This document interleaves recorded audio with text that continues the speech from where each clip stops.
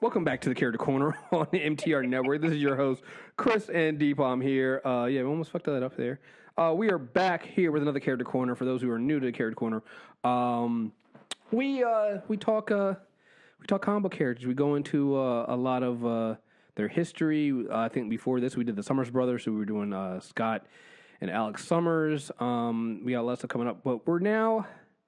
I'm saying this right now. I'm not going to do villain agenda for this one. This is definitely not a villain agenda, even though we're doing a villain here.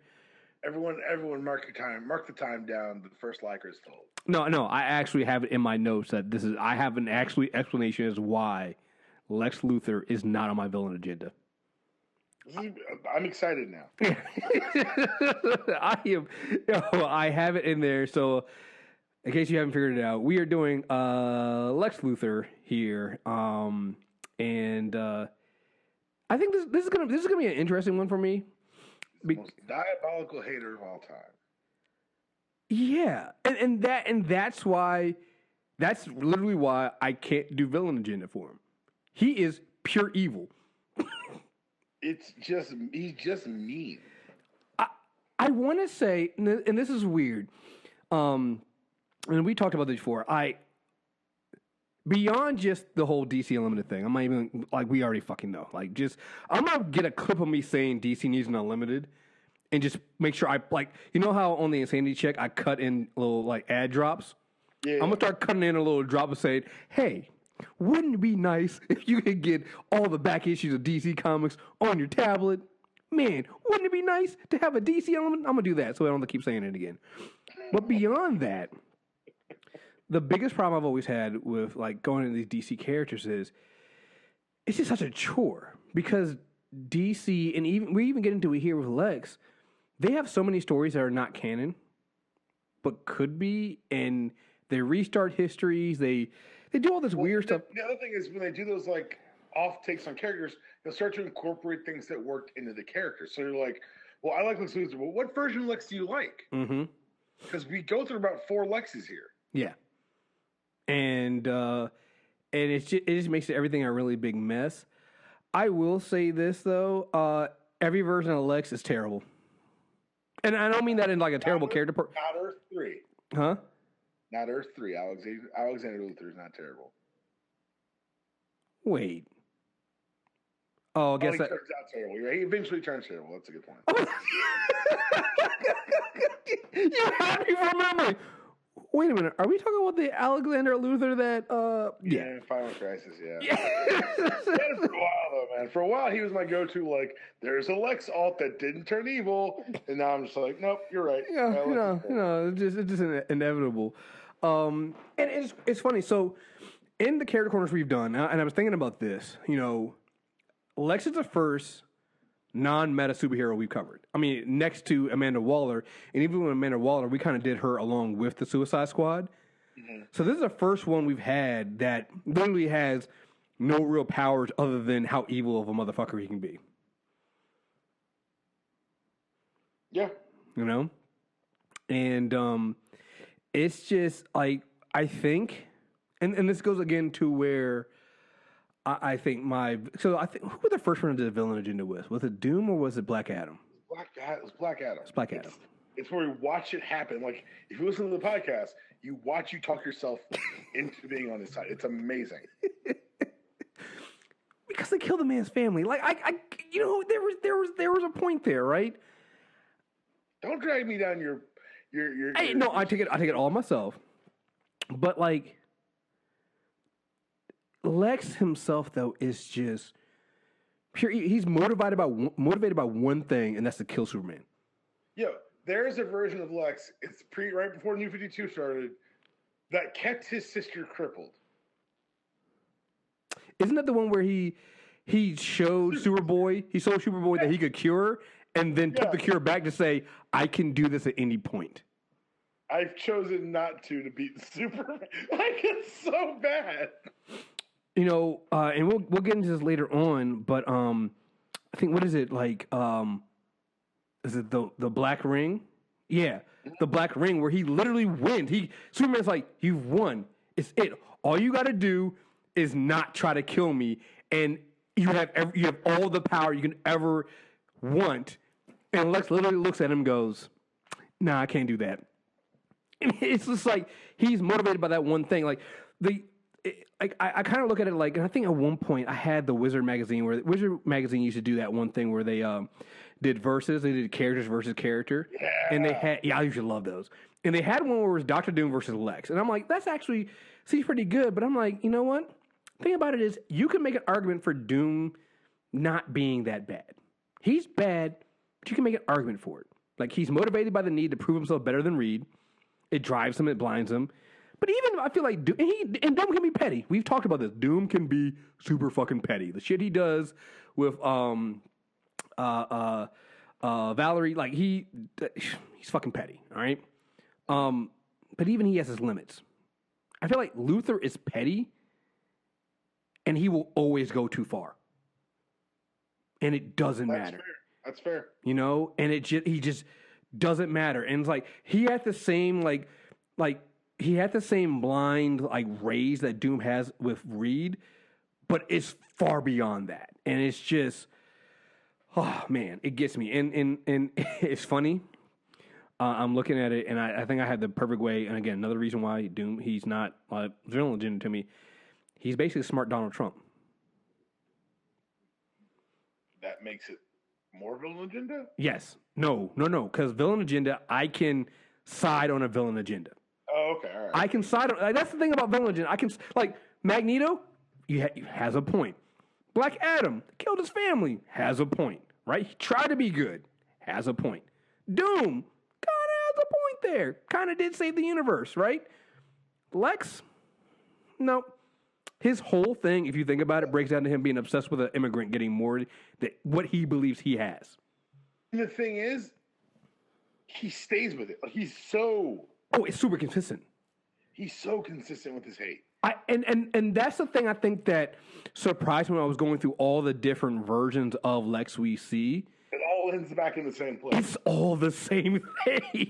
It never changes, which is, quite honestly, for a DC character, is pretty fucking amazing, because that's the thing that I think DC has always done is they go, like when they did New 52, when they do these final crises, when they do these crises and things like that, they always end up changing the core of their character to be something totally different, right? Not with Lex. It's always there. Always there, you know? And like, it's just, it's so good.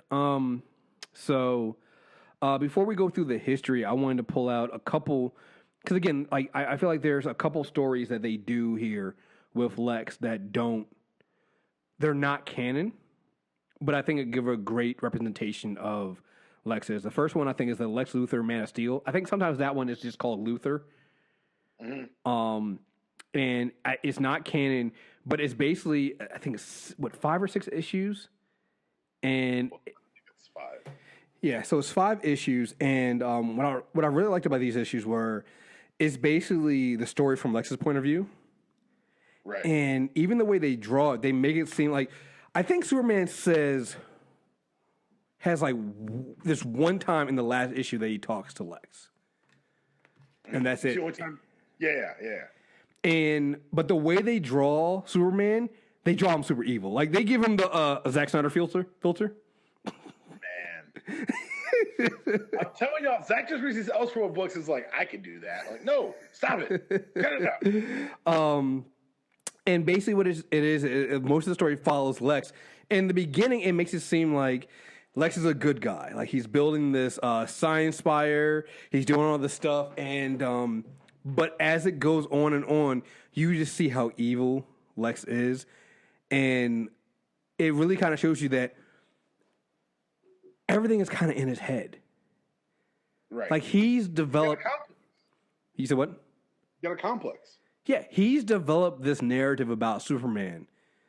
And when you read Luthor or Lex Luthor Man of Steel, whatever one, again, I think the trade is Luthor, but you get each individual issues, it's Lex Luthor Man of Steel. It's basically the vision of himself that Lex has made. He like at one point, I want to say it's either 1 or 2 issues. He says he's beating against the glass, looking at Superman. It's like you can't, because if you could, you would see a man willing to deny himself happiness who chooses to give up hope for a role without Superman. I think this is the last issue. He's like, and he's looking at, The last issue. I remember yeah, last issue. and he's like screaming at Superman, and finally Superman says, "I can see your soul." You know, he's like, "You can't see me." It's just like Lex goes through this entire issue where he creates he creates the she's a robot, Hope, right? Right. Yeah. He goes he creates this woman, Hope, this robot. Down to he even sleeps with her, which is very creepy, which kind of goes to the whole sex bot thing. And I'm just like, Brian Azzarello wrote it. I mean, it's gonna get weird. yeah, I'm just like, it's just one of the things. Like, even here, I can't escape the sex bots. It's just man. But he creates this woman, this robot Hope, to basically be his version. And again, it goes down to the other thing too with Lex's control. It's not just that Superman is this alien being that basically is getting the hope and love of the people. It's that he can't control it either. So he creates Hope, which is basically his version of a superwoman, and has her going out there and saving the world and things like that. And at one point, she gets a toy man. And she doesn't know this, but Lex can control everything about her, which kind of hints at stuff he does in 52. And at one point, he turns off her hand so that she's flying away with Toy Man. She drops him, and like the people wanted that because the Toy Man had blown up a school. Now, Hope doesn't know this, and the people don't know this. Lex set all that shit up. Mm-hmm. He had literally set up to blow up a school. You know? That's how Lex gets down, baby. Oh, not only blow up a school, but there was the same school of one of the scientists he had working on Hope, I think Sasha, that blew up Sasha, his wife, and his kids. So he had it timed so that the people that helped him build Hope and knew about what he was doing was also blown up in that. It's like you just see, and again, tell no tales, baby. Look, I know we're not doing Villain Agenda. I will say this: if you ever watch Breaking Bad, Lex is Mr. No Half Measures. Oh no! He definitely he goes there. You know, here I think this is from issue 1, and it's Lex talking about Superman. He's like, you've been referred to by some as the world's greatest Boy Scout, fighting for truth, justice, and the American way, as if there were some inseparable holy trinity. Truth, that's in the teller. Just calmly messaged words that very well may be nothing but carefully finessed lies. Justice belongs to the judge who sits above those who put him there because they can't trust themselves. And the American way, it constantly evolves out of something that proves to be true and a lie and just a more truth, a lie, and just a more. All men are created equal. All men are created equal. All men. You are not a man. You know, like I said, like you really get like hate Superman. It's just the hate is there, and so he sets up this fight between Superman and Hope, and then literally blows up the science spire to kind of make Superman look bad. He does all this stuff. He kills. I don't want to say it was like 60 some odd kids that were killed by the Toy Man. Oh, yeah. He blows up a science spire, which, by the way, up to the 5th issue when he blows up that science the spire with Hope there. Up to that point, you get these little side conversations with Lex Luthor walking down the street and talking to people, and people are like, "Oh, I can't wait for that to open up. I want to take my kid there. It's going to open up jobs. It's going to do all this stuff." And he's like, "Oh yeah, it's going to be great." He blows it up just so he can make Superman look bad. And his whole thing is, if I can get one person to change their opinion about you, I won. Right. Like, it is just he's here for hearts and minds. Yeah. It is just totally amazing how little he cares about anything else other than, like, even at some point, Doom at one point goes, "Yo, I spent a lot of my time fucking with Reed. I'm just gonna go home, worry about my own nation, and say fuck this dude." You know, Lex never. And for the record, Doom always backslides. Oh no, he backslides. Like I'd be okay with Lex just backsliding, except Lex never. Let's do it this way. Lex doesn't lie to himself. Valid. Valid. Lex knows who he is. He knows what he is. Like, nah, I'm kind of a monster. I'm gonna go ahead and out this motherfucker. Yeah, no, valid. Keep it real. Keep it real. I know another one of the ones you enjoyed was he's in All-Star Superman, Yes. which is another great one because this is the one where he's in jail. Yeah. And it's issue 5 where Clark Kent, who has put him in jail, goes to interview him. Yeah, it gets locked in there with him. It's so and a riot starts. But you see Lex, like you finally see Lex Luthor. Yes. The way he sees himself. You're like, yo, he's this super capable, super smart guy who you'd want to have your back in a fight, but he hates Superman so goddamn much. So much. So much. Like, it should be considered a disease. Like, I think Grant Morrison did a great job in All-Star Superman, and I'm obviously a big fan of that series, but he distilled all of Superman's big concepts into their simplest terms. And the simplest term of Lex Luthor is he is Superman because he's a man. Mm-hmm. But he's too focused on proving he's more super. Mm-hmm. Mm-hmm. To ever really advance. And it'd be tragic if he wasn't such a dick about it. Oh God, he is such a dick. No, like when I said Lex is smart Trump, I mean that. Like if Trump was smart, he'd be Lex Luthor. Because Lex has the same high opinion of himself. Now, granted, in some evil, fucked up way, Lex can back it up and Trump can't. Lex came from that farm. Right. You know? And so, yeah, like there's that moment where he's in the gym in the prison and he's talking to Clark, right? And he's like, why can't you use an electronic recording device like a normal hack? Those things just don't seem to get them working around me. I picked up shorthand from Ma. Give her my regard next time you drop by the family plot. Shorthand. Okay, something else to learn. Like, what? Who says that? Who says that? Imagine life on this world, and he's having this conversation as he's basically, working out. Like he's, it's okay. Imagine life on this world if some opportunistic alien vermin hadn't decided to dump its trash here, Kent. That's all I've ever asked anyone to do. Imagine how it was meant to be. Think about it. Without Superman to distract her, you just never know. Perhaps cool, cruel Lois Lane might actually have noticed good old Clark, sighing faithfully in there in the corner. Why aren't you blushing? I know you have feelings for her. I'm here to interview you, Luthor. Remember the big exclusive you promised my editor? I'm just saying, a tall, strapping Midwestern farmer's boy with brains, integrity, and no style of his own. That's a prize catch for any cynical city gal.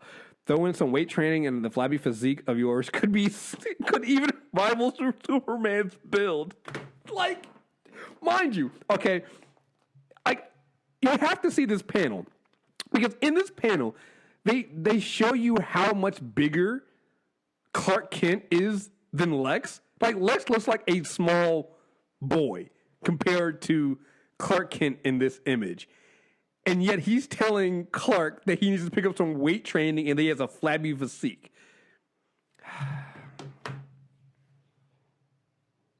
It continues in issue 12 when Superman finally makes his move against. So at the end of the series, basically Lex Luthor gives himself Superman's powers and shows Superman of his.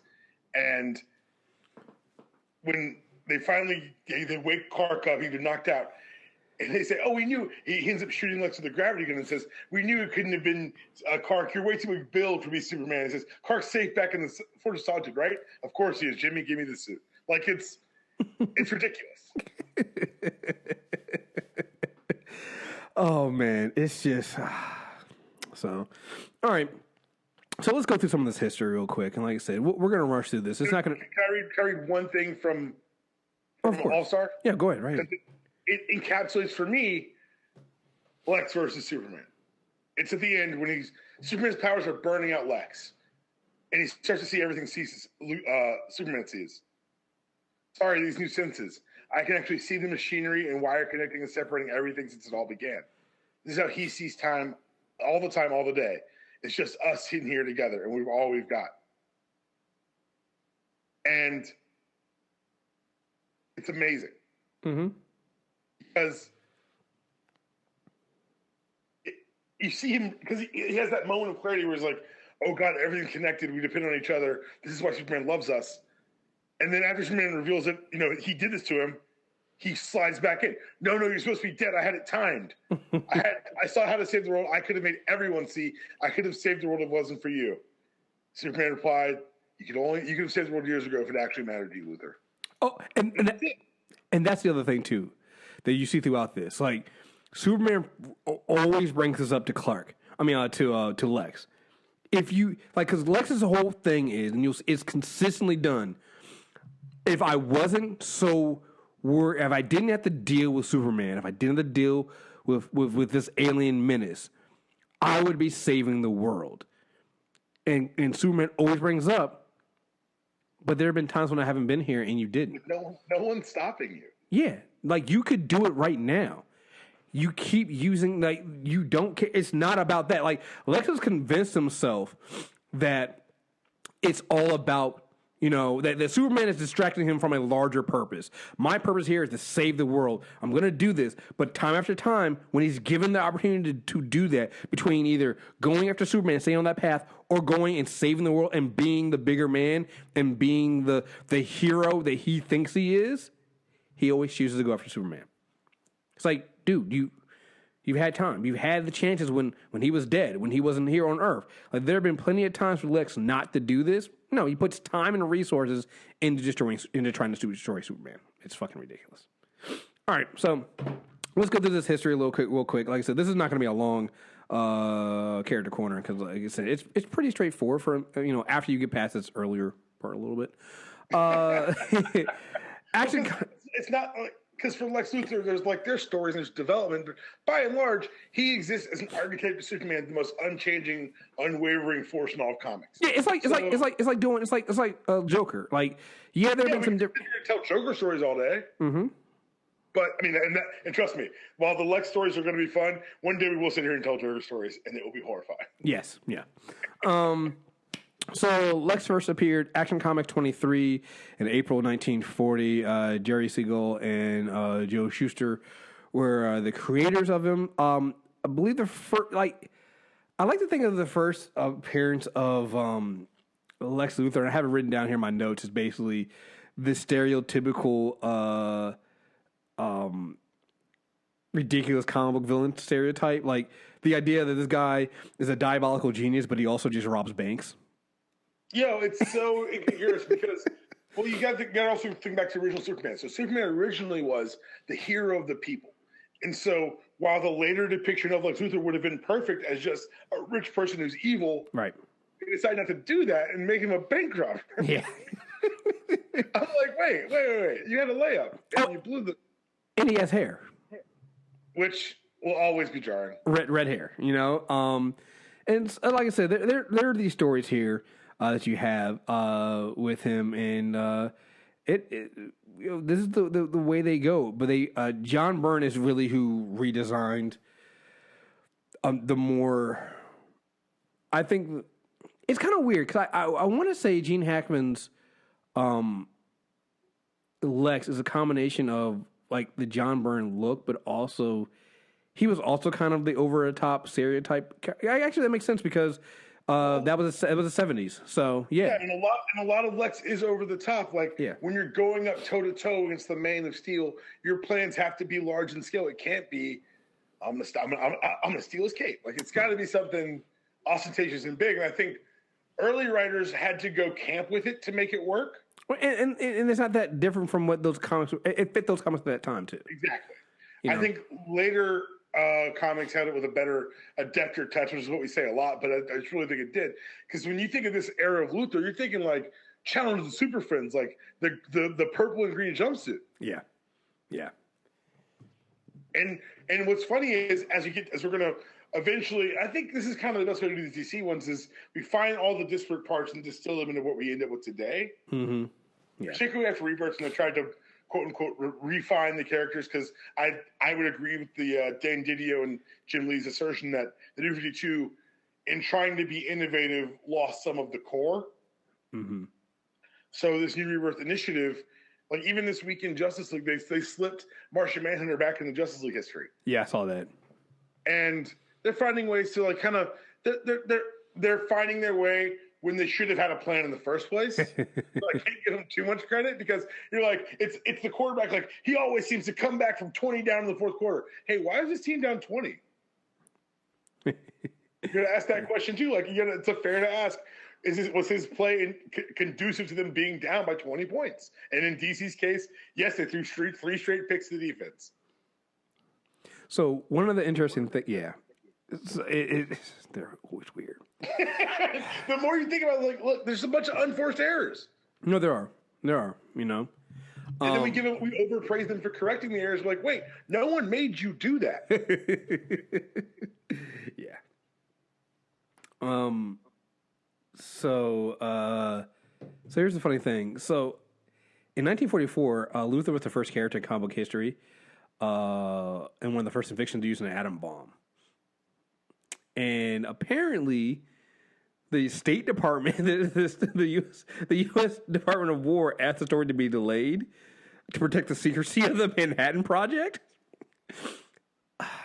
They're like, let's make up something so ridiculously evil Lex Luthor would use it. And the government's like, we actually have one. Right? Hey, so, if you could shut the fuck up, that'd be stellar. Hey, man. Shut the fuck up. Why are you dry snitching? That's basically it. And I think you know what hit me during doing this character corner, doing the reading? He's Tony Stark. Evil Tony Stark? Like if Tony Stark was evil and fixated on one other thing, like if Tony Stark really hated Thor, this is what would happen. Because, and this is not a quiet admiration of kind of, again, the distilled version of this character, but I was talking to another friend about the big three Avengers, Tony, Steve, and Thor, and he said, I admire Tony the most. I go, why? Because I'm a Steve guy.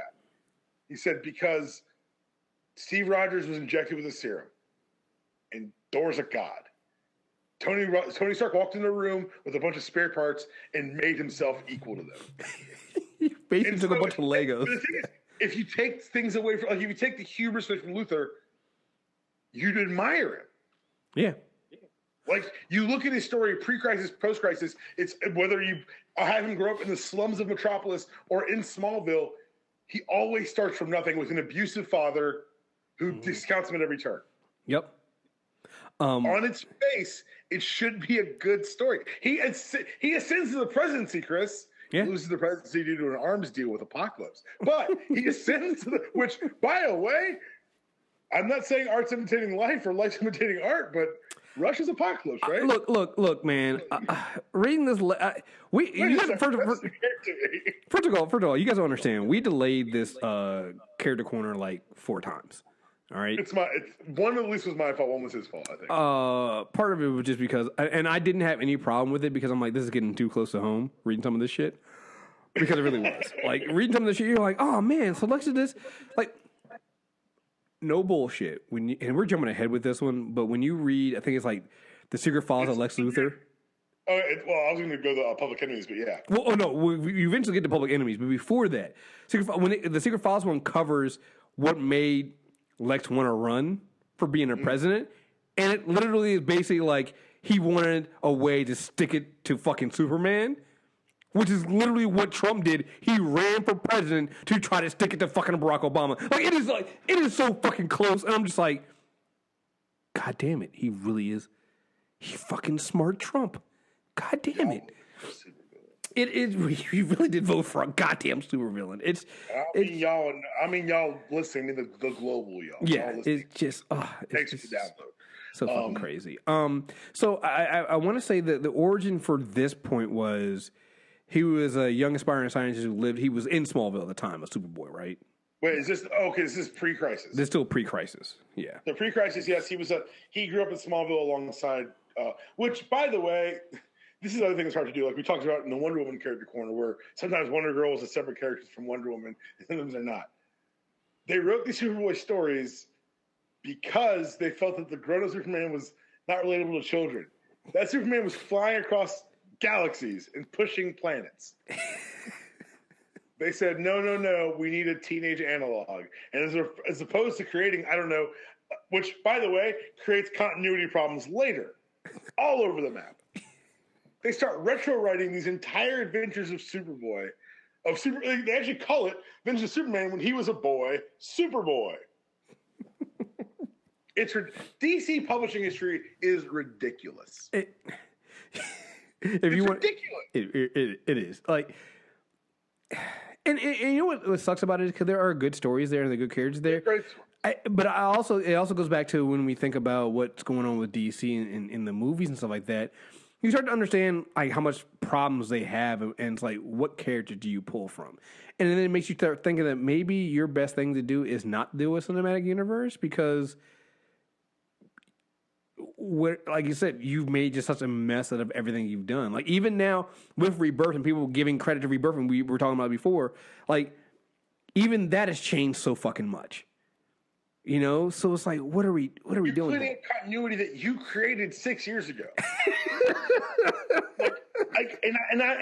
I'm someone who's. I looked at my pull list this week. Like a good almost half of it are Rebirth titles. I'm really enjoying Rebirth, but it cannot go unsaid. We are fixing the problems that we created, and no one wants to acknowledge that they created them. And if history serves us correctly, we will undo these fixes very, very soon. Red skies in 5 years. Like, the word crisis will occur in the next 5 years. Wait, we've already seen it. We've already seen like every time. Like, you guys don't understand. Like, again, this is gonna be a. We also like absorb a lot of this stuff. This is already a fun character corner right here because I'm telling you right now. Every time I see the word crisis, my eye literally starts twitching. Like it can be something. At the end of Public Enemies, when Luthor says there'll be a reckoning, a crisis, I remember throwing down the issue. I remember owning the issue and be like, son of a bitch, again? Didn't we just crisis? I feel like I just got finished crisising. And either it was the most convoluted, worstly planned tie-in event ever, or the facts are true, and the writer threw in the word crisis as a callback, but DC decided to move forward with crisis plans on the back of that. It was actually changed in the trade paperback they ended up resolving it to where he didn't say crisis like on the reprints. It was so weird. It literally is one of those things of, oh yeah, Trump is president to be funny.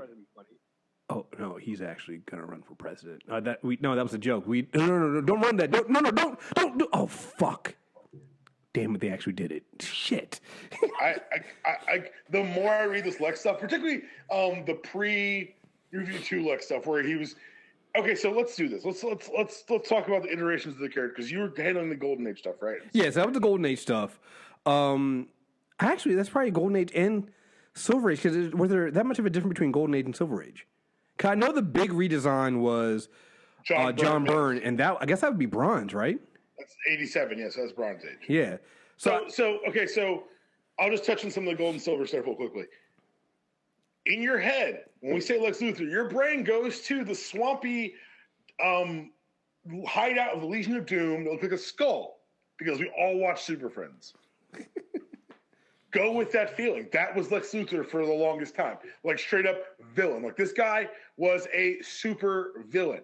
It wasn't like, oh, he's a businessman who, no. He's not an industrialist who, no. He's an evil scientist whose entire purpose for living was to best Superman. And because it was the 70s and 60s, these were poorly defined reasons as to why, but that's what it was. That's all you need to know. Mm-hmm. And honestly, if you tell me to write the one line for Lex Luthor right now, it sounds a lot like that. Yeah. Yeah. Silver Age, John Byrne, Man of Steel. Yeah. So, Bronze Age, Man of Steel. And I think this is the quote. I saw this on Wikipedia. I think this is the quote from. This is Marv Wolfman, who a writer for Action Comics. He said, "I never believed in the original Luthor. Every story would begin with him breaking out of prison, finding some giant robot in an old lab he hid somewhere, and then he'd be defeated. Our view was." So many rental properties. Right. well, again, think about the Superman the movie. He was literally he's a real estate developer who's buying up property on the west, like in the Midwest, and he's going to launch nuclear attack on the West Coast so that it could start the big one, the big earthquake, so that he would have beachfront property. It's the most asinine. Like when you go and think about Superman the movie, you're like, that's a fucking ridiculous fucking plan. Who would think of something like that? it's the same plot for Superman 2.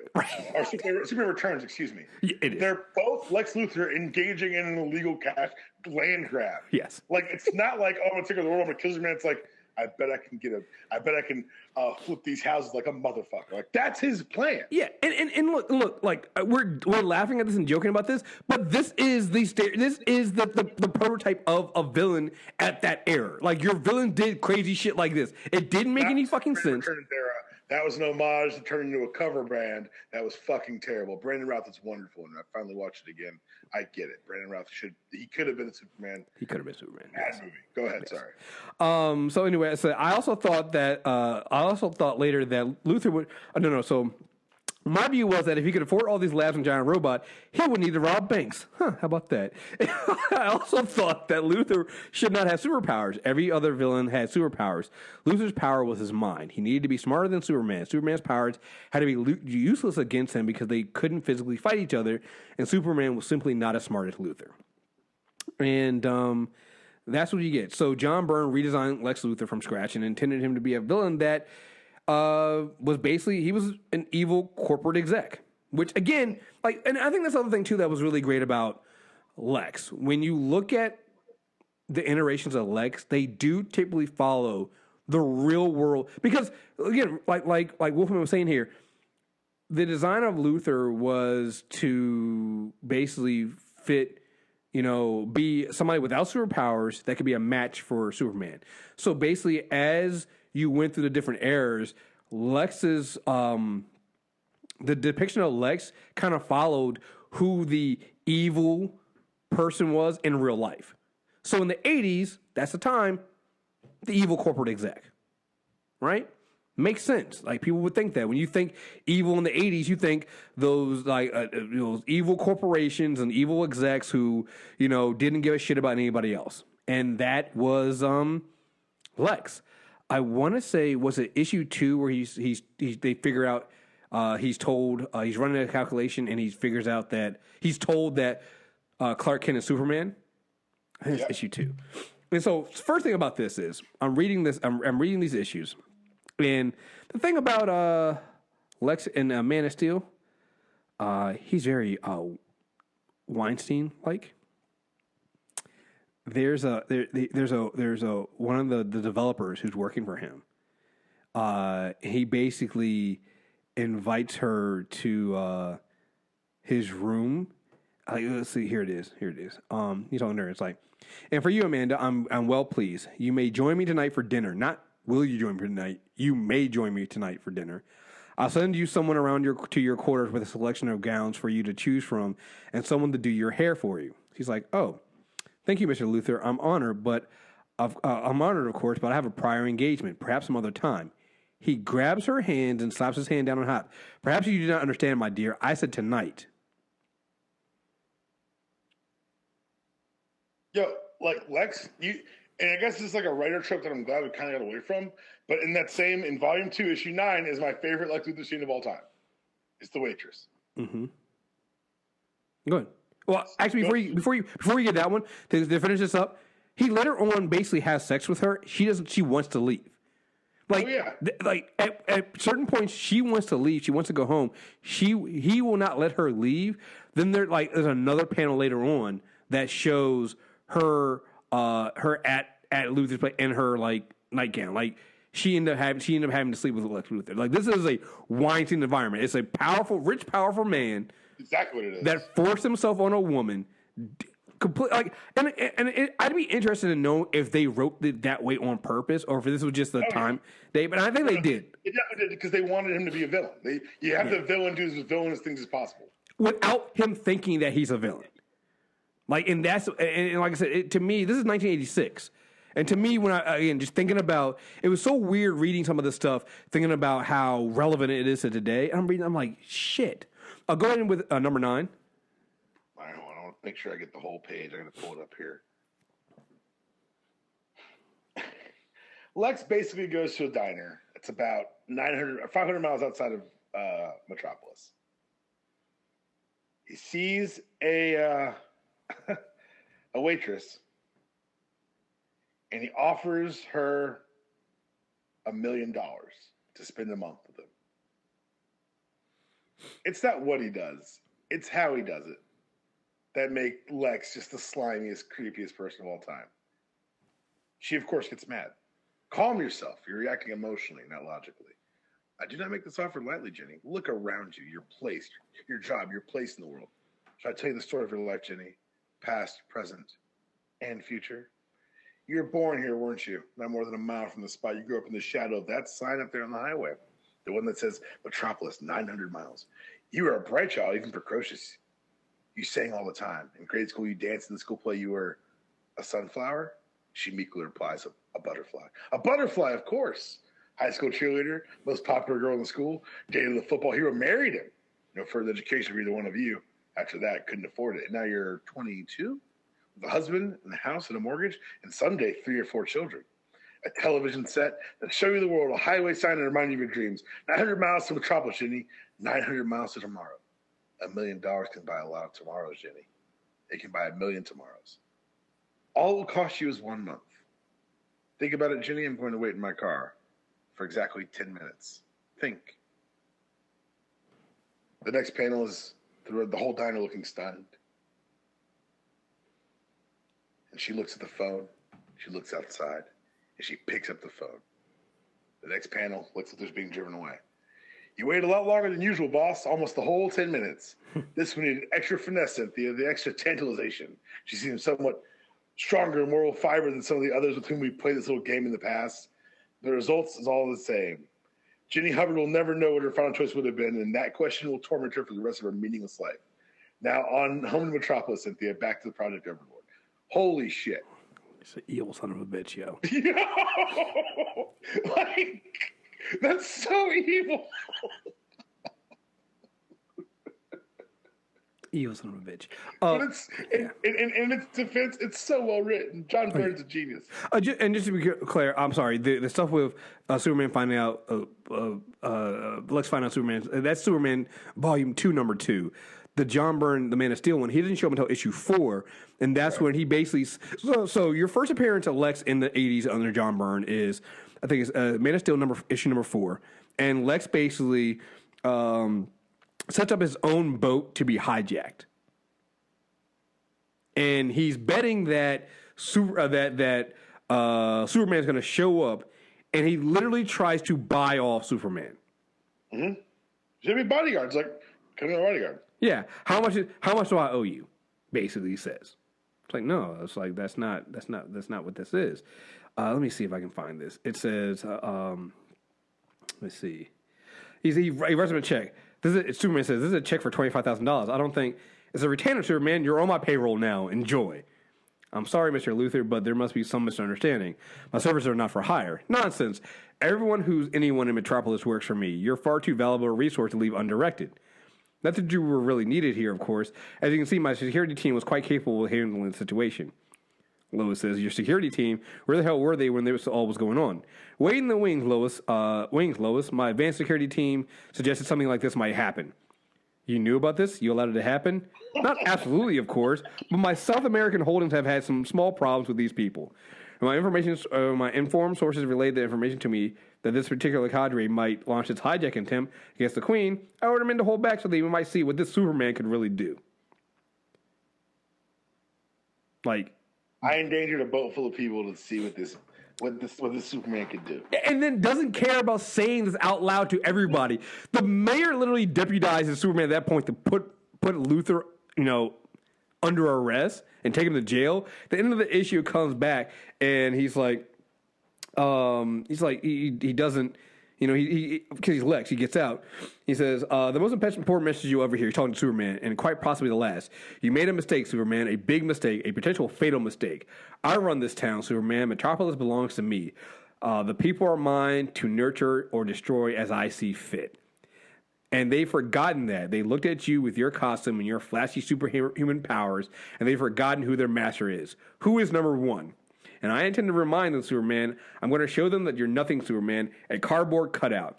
One day, very soon now, you're going to die, Superman, and you're going to be destroyed. You'll know who's doing it. Everyone in Metropolis will know, and no one will ever be able to prove it. I'll not be arrested, Superman, not ever again. Remember, Superman, you're a dead man. It's just a question of how soon. So why is Superman hated by Lex Luthor? According to Man of Steel, because he made him look bad at a party. Because what that and he refused. I know. Yeah, yo, you're right. But right, it's that petty. That's how petty. And the thing is, I read that, I'm like, that makes sense. Lex is an asshole. That's how an asshole would react to that situation. Yeah. Like, you shouldn't have done this.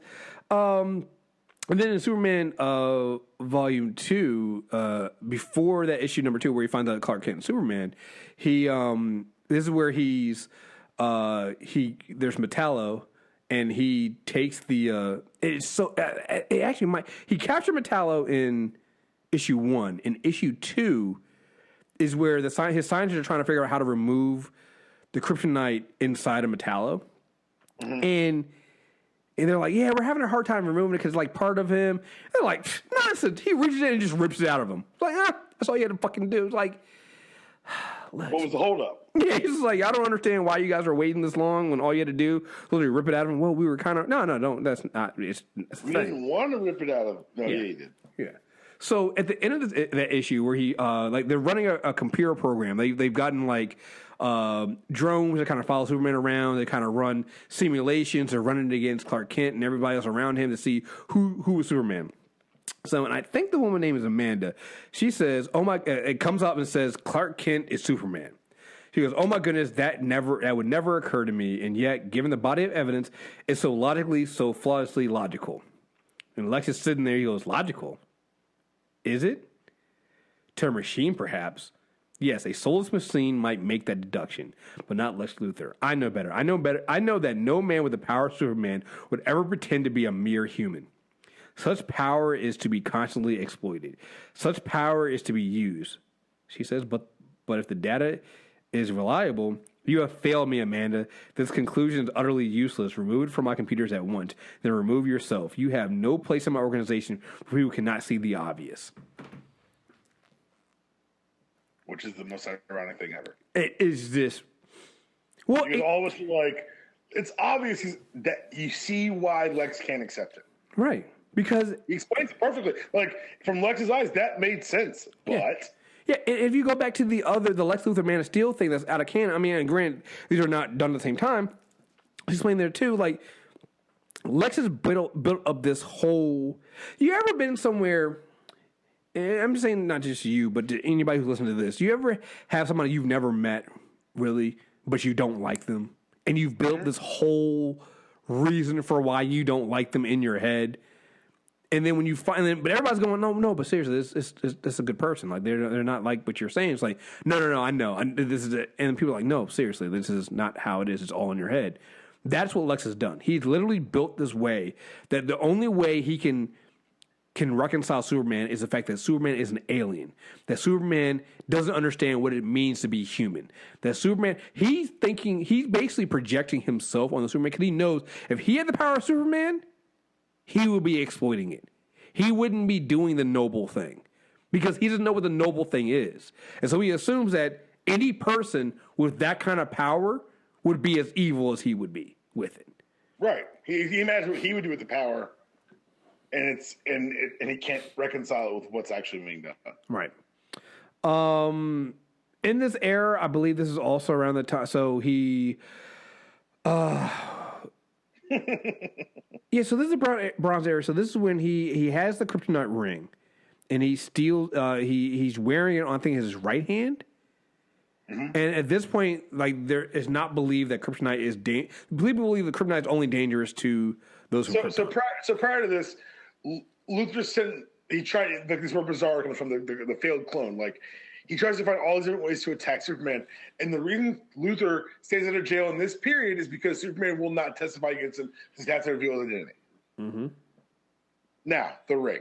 Sorry, I just wanted to. Yeah. I would realize that now Luthor's next step in this was to be one of the first people on Earth in new continuity to, one, acquire kryptonite, and two, wear it on him at all time. That's how paranoid he was about Superman. Yeah.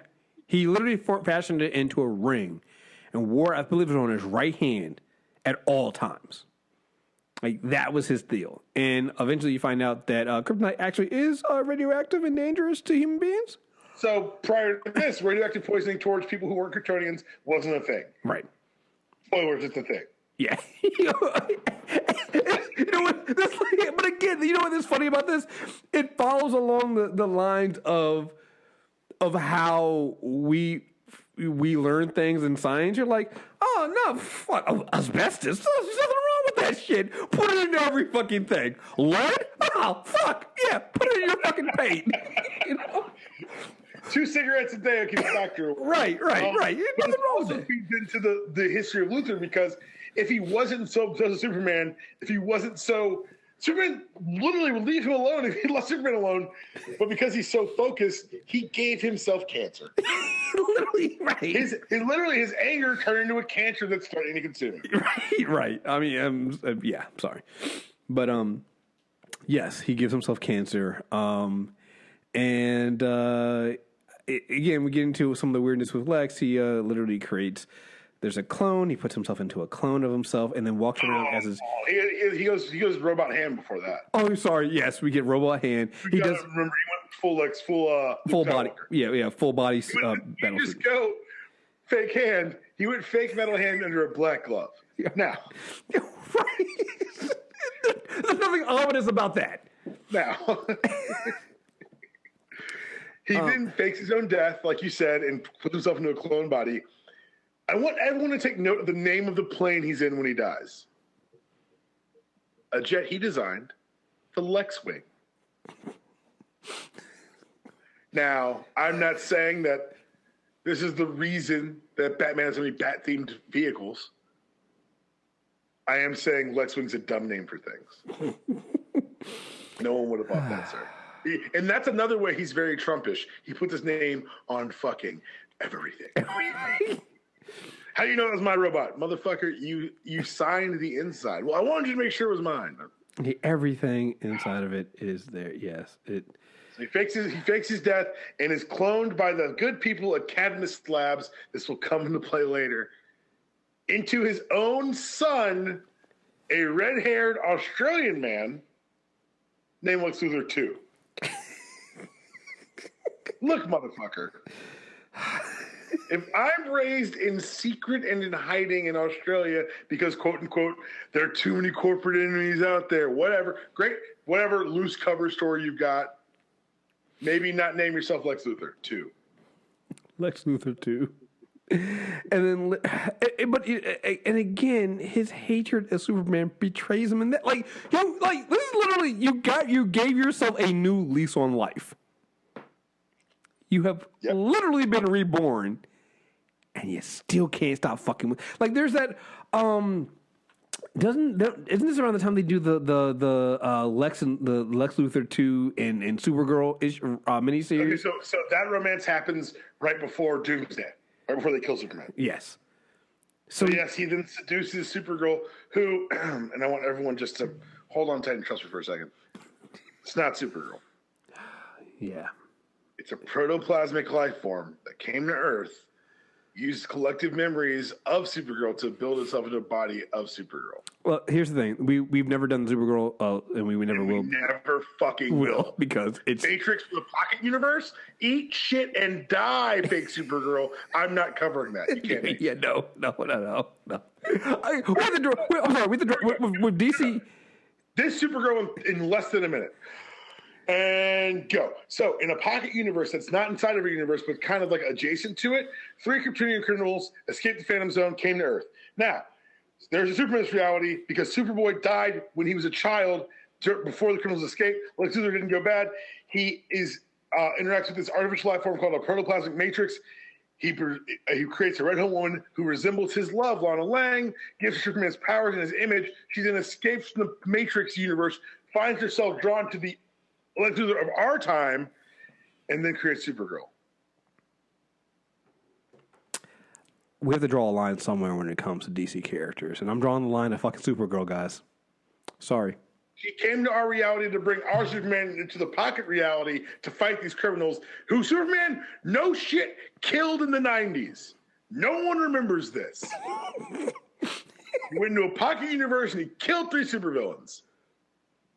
Anyway, he comes out of the pocket universe. She eventually leaves too, and then links up with Luthor because, coincidentally, her Luthor was also Australian with red hair because fuck you, comics.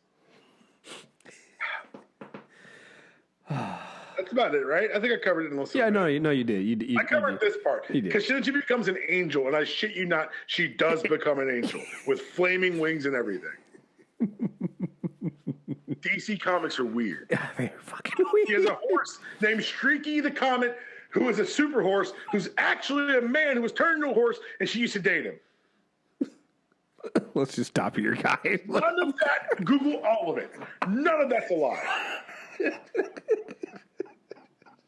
They make jokes about it in Young Justice. Superboy's like, I wonder if Supergirl's going to bring her a horse. You heard about those two, right?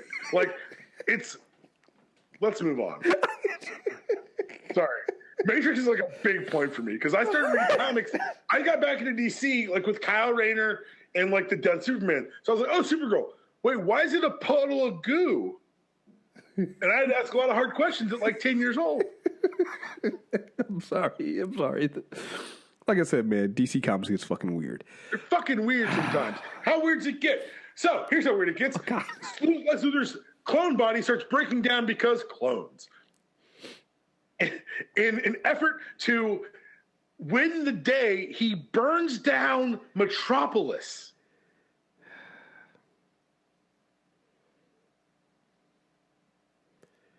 Because Lois found out about him faking his death. Yeah. He burns down Metropolis. I mean, I'm not saying he went overboard, just. Okay. He burns down Metropolis. She exposes not just him faking his death. She exposes the clone body. She exposes everything evil he's done in public.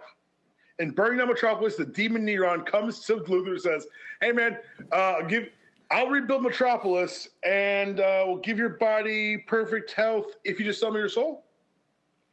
Now here's where I come out and say, Neron, you made a bad deal because Lex Luthor has no soul. That's a lot of work for like a tiny soul. Right. That's a lot of fucking work for somebody who doesn't have a goddamn soul. Like, we're in 1996, I think, and like it gets worse. Like, I'm like, wait, I don't understand how that fucking works. Like, how do you offer to do? Like, this is just one of those things where people talk about Democrats caving. This is definitely caving here, where you're like, you're giving up everything to get nothing in return. Like, there's no soul to take.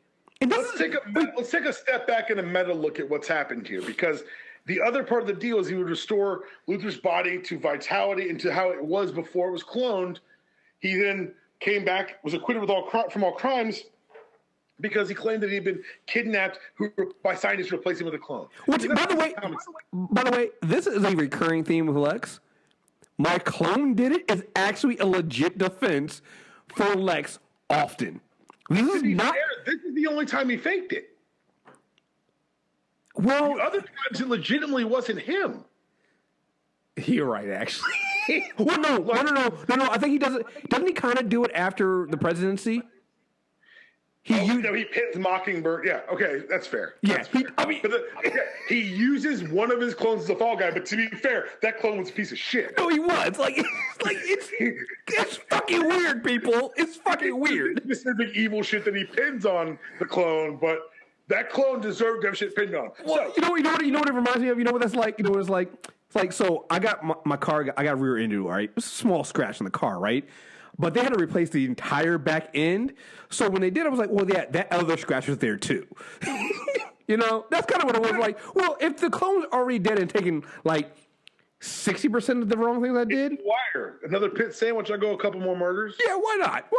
You already got me, right? I mean, just saying. It's Weebay in the interview room. Hey, look, basically, he's not gonna mind. He's dead. Yeah. So Luthor is acquitted of all his crimes because they believe this cockamamie story that he was replaced by scientists, which, to be fair, if Neron replaced his body with his old body, there'd be no way to prove it. It's actually a pretty good soft retcon that they did basically because they wrote themselves into a goddamn corner with this character and had to say, we need to get back to a Lex Luthor that we can manage. So the Lex Luthor that comes out of this trial after his acquittals is philanthropist. And as a reader, you're waiting. In DC's credit, they make us wait for a while. Yeah, right. Because he becomes the guy who's truly moving Metropolis to being the city of tomorrow.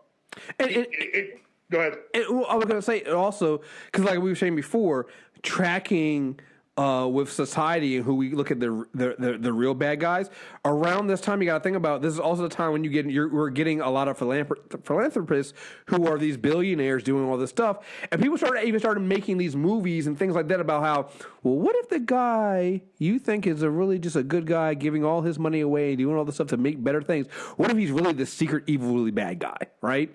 And so even then, it's kind of following who society and real world is looking at like, well, what if that person was evil, right? So, sorry, go continue. And I guess kind of like us, Superman's like, it's got to happen. He's gonna fucking give. Like, this guy's an idiot. It's Spider-Man with Norman. It's like he's gonna go fucking crazy. I'm telling you guys, he's gonna go fucking crazy because Norman Osborn is fucking crazy. They pulled the helmet off. He's got a goblin mask painted on his face. Told you. Right. The best panels ever. So Luthor has built this image as world-renowned philanthropist. His company is in direct competition with Wayne Tech, which lets him to dip into the Batman purview some. It's kind of one of their villains, and he actually helps out during Cataclysm and during No Man's Land. Gotham, he offers to buy out Gotham. We're putting help in quotes here, guys. Whatever, man. Like, the bottom line is they did a good job in the books for building up this cachet of goodwill where you can accept what happens next to this character. They even had the Rock of Ages storyline, which, by the way, for anyone listening, you want me to do a JLA movie? Let me tell Rock of Ages. Let me do Rock of Ages on a big stage and fucking blow people's minds. We may lose a ton of money, but man, I can say it. Look, Zack Snyder did the same fucking thing. At least let me have fun with it. That was a joyless bore. So Rock of Ages happens. He's able to wipe, because of the time travel machinations there, no one knows Luthor's involved, and eventually Lex Luthor runs for fucking president. Let me see if I can find his platform was one of technological advancement because he's the one who had modernized Metropolis. Of course, he'd been doing it through Apocalypse's technology, but his first act as president was to end fossil fuel dependence. Mm-hmm. And this is around. So him running. It followed the 2000 election. Because I think he won in along with George W. Bush. He became president in 2001 in the comics. Mm-hmm. Pretty sure. And before you get into like his whole thing about fossil fuels and stuff like that, I want to say it's Secret Files of President Lex. I'll find the exact title for it. But like they did a bunch. DC did a bunch of Secret Files and Origin stuff. So Secret Files and Origin, President Lex Luthor. The beginning of that is basically, like I said, is Lex just walking down the street, and everywhere he goes, Superman is everywhere. There's a kid there's at one point he's like at a bar and he sees a woman and he's like makes a nod at her and she's like wearing like a Superman ring or something like that. And he's just inundated with all the Superman stuff. And then at the end of the last panel is him. He just gets his ID. He looks at a newspaper, gets his idea, and he makes a call. He's like, I want to run for president. It's just like and it shows you that his entire motivation behind doing this is to fuck with Superman. That's literally what it is. And it also ties into, I don't know if you remember, Justice League Unlimited, one of the most heralded episodes is the Doomsday Sanction, and it starts with Justice Lords. And that's what we learned on an alternate Earth. They killed President Luthor. Mm-hmm. And then later on in the series, spoilers if you haven't seen Justice League Unlimited, our Luthor decides to run for president. And he's confronted by a League member he says, you know how much power I have to go to become president? I'm only running the screw with Superman. Like they did it, and that's what I'm talking about, is that when you find the best parts of these characters, they tend to sprinkle them in lots of different places. President Luthor was it made Superman relevant again. Because you had to have Superman have the issues where he says, if I'd have come out and campaigned against Luthor, he would have lost. Yep. But that's me using my platform in a way that's unfair to the American people. Yep. It's like, sure, they can think I'm nonpartisan, but I also stop the asteroid from ending all their lives. Yep. It's not fair. Mm-hmm.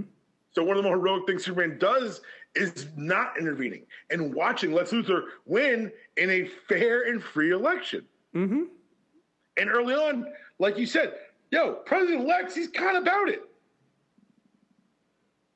Mm-hmm.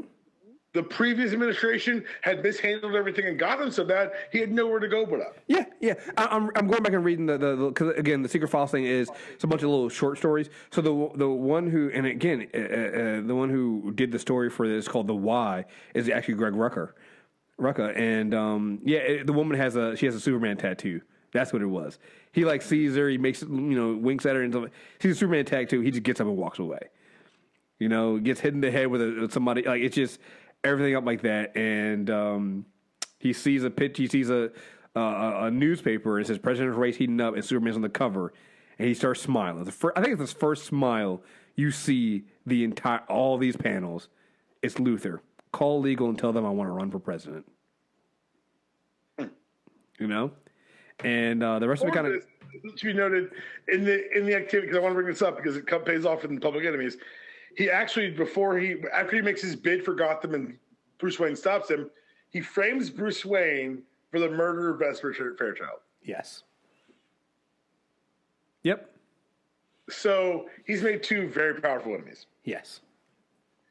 So, like I said, Luthor is the face of a great administration. Prior to becoming president, he was instrumental in rallying the world's troops during the final night crisis where Parallax sacrificed himself to reignite the sun. He was the president during the Empiric's War. Yeah, our worlds at war. Yeah, our worlds. Like there are reasons. Like you could say, like, hey, he got some things done. He coordinated the entire U.S. Army, superheroes, and aliens all under the mantle of Luthor. Yeah, he did it. It's revealed later that he knew it was coming and let it come, just like on the fucking yacht out in his first Man of Steel appearance. But that's Lex. He's won. He won. He fucking won. He won. He won. But he can't help himself. He can't win. He can't help himself. And let's get to this, Superman, Batman, Public Enemies. And bad movie, good comic. I'm glad you said it was a good comic because I was reading it and I'm like, I actually kind of like this. Like, I really love because there's like beyond just the Lex stuff. Before we get to that, there's especially in the first couple issues, they do this really good job of covering dual narratives with Batman and Superman, and it really reminds me of the issues that Tom King did recently. The date night issues, yeah, and it really shows you like how each of them is viewed. Like it's done really, really well. Who wrote Public Enemies? Jeff Loeb. Oh, yeah. I really enjoyed that. And I would also tell you the story gets kind of weird because at one point there's a giant robot, giant half Superman, half Batman robot that literally goes and punches and destroys the kryptonite meteorite that's coming towards the Earth. It gets kind of weird, but still good. It involves a time-skipping Captain Atom. Yes. And if how much of this did you actually finish up? I read all of the at least up to the when Lex finally cracks. So I read all of the. I read most of Batman Superman. It was so good. Like it just makes me so happy and just. Yeah. I don't know if you read issue 25 or 26. Excuse me, is the dedication to Sam Loeb. It's Jeff Loeb's final issue on the book. So I would say if anyone's a fan of the dueling narratives and these two characters in a tight, concise story, read the first 26 issues. Mm-hmm. I can't recommend them enough. It teaches you about it's Batman / Superman is the name of the title, or Superman / Batman is the name of the title. It's important to get the order right.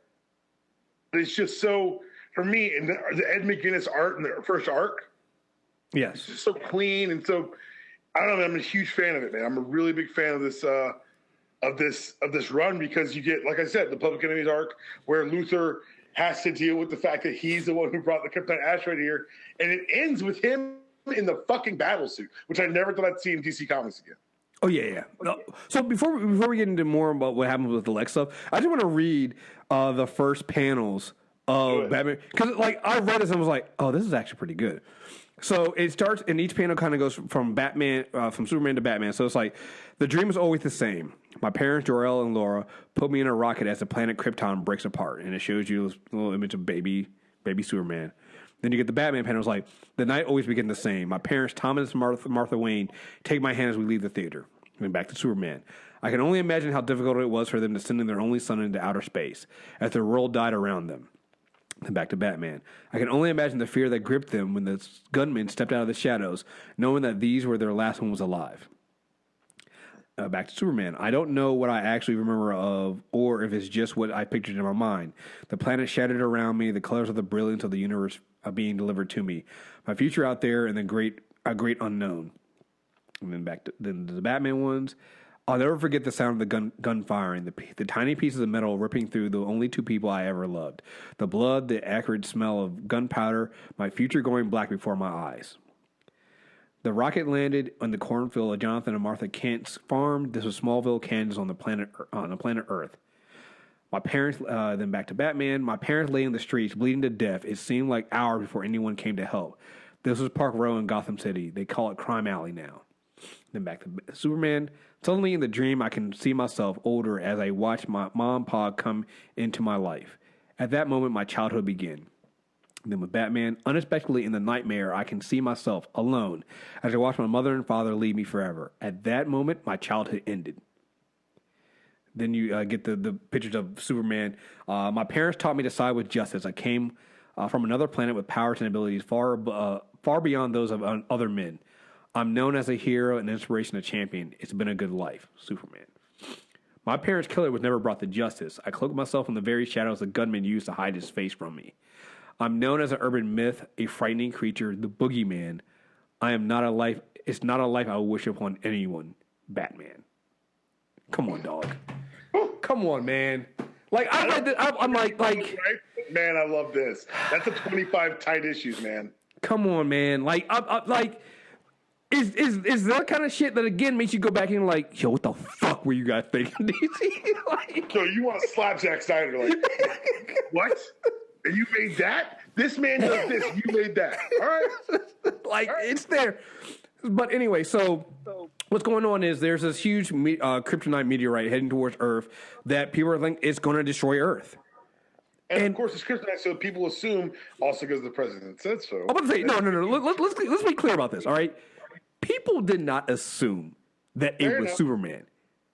President Luthor did. To the point that other people were like, that doesn't make sense. Why would Superman send a... And Lex was like, because it's Superman, of course. Who else would do it? No, it's according to Superman, like, they're like, are you sure? Because it just doesn't...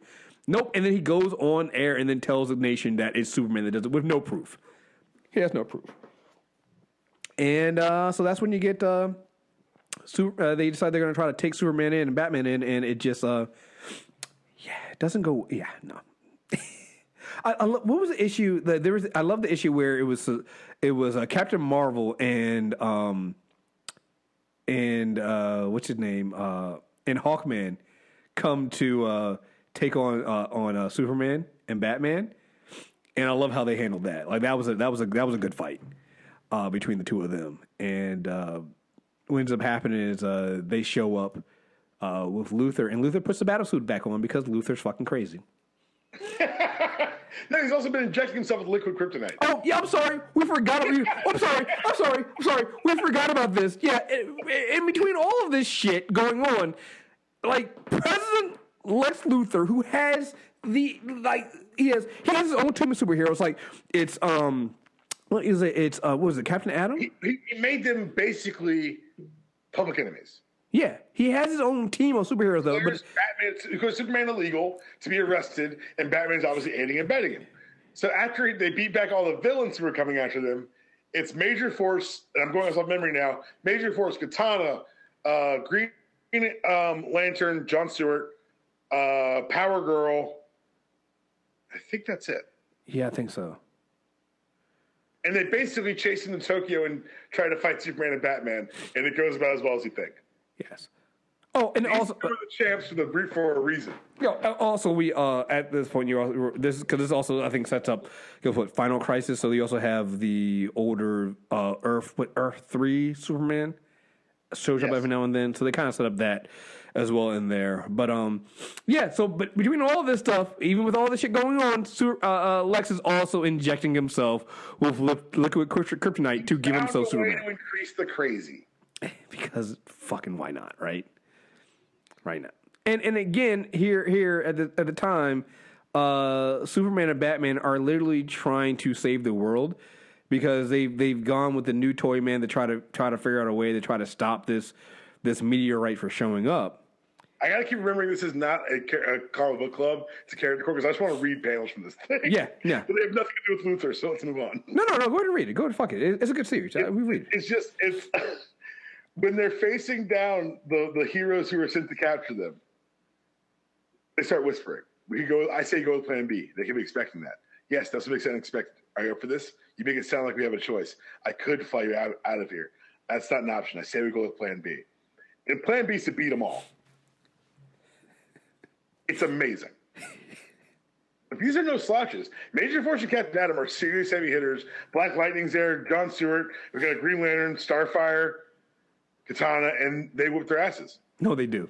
And I love how they do so they whoop their asses and then they show up. Then that's when Hawkman and even before that, when they whip their asses, they escape by talking about the storms and the tornadoes. Yes. But yes, they end up in the mountains in Japan, and they're facing down Hawkman and Captain Marvel. Yeah, and that's how the issue ends. Yeah, and you think you end with Shazam and Hawkman getting the best of both Batman and Superman. Captain Marvel. He's not Shazam yet. It's not 2011. I'm sorry. He's Captain Marvel. Captain Marvel, and they it looks like they've beaten them. And it's funny because at one point Superman and Batman do what they call castling, and they switch because they're like, yo, you can handle Hawkman better than I can, and Hawkman and Captain Marvel are like, no, we know about this. And you later find out in castling. Yeah, castling. Yeah, what a dickhead Spawn talk, man. No, it was great, man. Like, so you gotta read this issue. These issues, they're fucking great. So when you get into the next issue, though, because then like the Teen Titans show up because they're trying to rescue Superman and Batman and things like that. Not the Teen Titans, sadly. The Bat Kids and the Super Kids. I'm sorry, the Bat Kids and Super Kids. Yeah, you're right. Hawkman and Captain Marvel show up, but you realize what it is Superman and Batman realized the only way they could stop Luthor was to get close to him. And so they had to trick Hawkman and Captain Marvel. And thinking they won the fight. Right. And at one point, Steel is like, oh, good, Hawkman's here. Let's help break them out with your mace. And Hawkman pulls out a lockpick. She goes, wait, since when does Hawkman use a lockpick? And all you hear is, I'm not Hawkman. You're like, oh, shit. Right.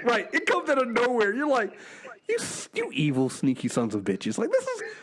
God damn it. So good. They even brought Crypto. They brought the dog. Oh, yeah, they did. They bring the dog. It's a lot. These 6 issues are a lot of fun. No, they are. Like I said, how they end. The asteroid's defeated, and it ends with literally Superman fighting Lex Luthor in the power suit. Yes. Because how else could it end? Mm-hmm. And it's broadcast across the world, and it shows everyone that President Luthor not just is crazy, but he's been dealing with Apocalypse. They find a way to expose him for his crimes. And Superman beats his ass and locks him into his old tower, and he finds out that Talia Head, a.k.a. Al Ghul, has become acting CEO of LexCorp and has sold all of his assets to Wayne Tech. Right. And then Bruce Wayne whips his ass. Yeah. Because that was the other thing.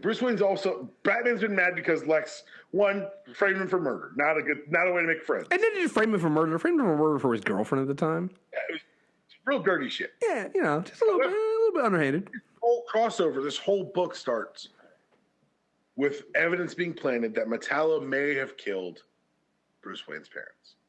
Yes. That's the other thing, too, yes. And that's what I want to tell people is that Lex Luthor, he may be focused and fixated on Superman. He has time to fuck with everyone.